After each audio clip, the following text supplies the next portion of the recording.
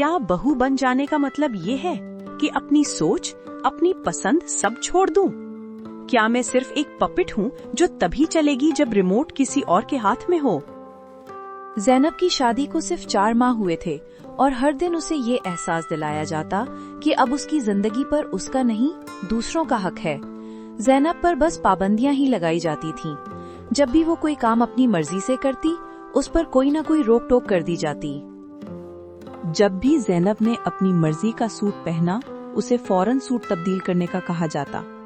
ज़ैनब ने क्या करना है, क्या खाना है, क्या पहनना है, सब पर उसकी सास की मर्जी होती। ये चीजें ज़ैनब की आजादी को रोज छीन रही थीं। उसे अपने कमरे में जाते हुए भी सास को बताना पड़ता। ज़ैनब को ऐसा महसूस होने लगा कि उसने फरहान से नहीं बल्कि अपनी सास से शादी की हो। उसे हर चीज की इजाजत अपनी सास से लेनी पड़ती, यहाँ तक कि रोजमर्रा में क्या पहनना है इसकी भी इजाजत लेनी पड़ती। वो फरहान के लिए नहीं बल्कि सास के मुताबिक तैयार होती।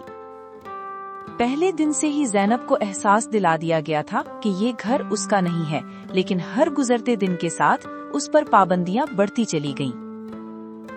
ज़ैनब को उबला हुआ बेजायका खाना खाने की आदत नहीं थी, लेकिन उसकी सास ऐसा ही खाना खाती थी, इसलिए उससे भी वही खाना पड़ता।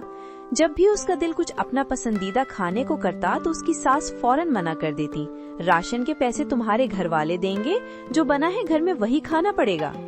ज़ैनब हर रोज यही सोचती थी कि क्या उसकी अपनी कोई मर्जी नहीं? क्या उसकी पसंद सिर्फ माँ बाप के घर तक ही महदूद थी? अगर ज़ैनब फरहान से अपनी किसी ख्वाहिश का इजहार करती तो वो कहता, अम्मी से इजाजत लो हर चीज की।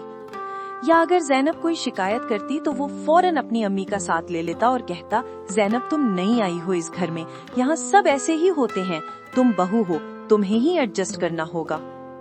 ये लफ्ज ज़ैनब के दिल में एक और तीर बनकर चुभे। एडजस्ट करना? क्या एडजस्ट करना था? अपनी खुशी, अपनी पहचान, अपना वजूद। ज़ैनब के लिए ये सिर्फ एडजस्ट करना नहीं था, बल्कि अपने आप को मिटा देना था। ससुराल का ये कंट्रोल उसके हर फैसले, हर ख्वाब, हर सांस पर था। वो चाहती थी कि एक दिन उसका घर वाकई उसका अपना हो, मगर हर दिन वो खुद को एक मेहमान सा महसूस करती, जिसे हर चीज के लिए इजाजत लेनी पड़ती थी। सर्दियों में उन्हें गीजर चलाने की इजाजत नहीं थी। गर्मियों में सिर्फ एक ही एसी चलता था, जिस कमरे में सारे घर वाले सोते थे। ज़ैनब को इन कंजूसियों की आदत नहीं थी। उसके लिए हर चीज पर समझौता करना बहुत मुश्किल हो रहा था। ज़ैनब को अपने मायके जाने की भी इजाजत नहीं थी। जब भी वो जाना चाहती तो उसे डांटा जाता। हम तो आज तक अपने मायके नहीं गए, तुम्हें यहीं दिल लगाना होगा। घर के काम कौन करेगा अगर तुम चली गई तो?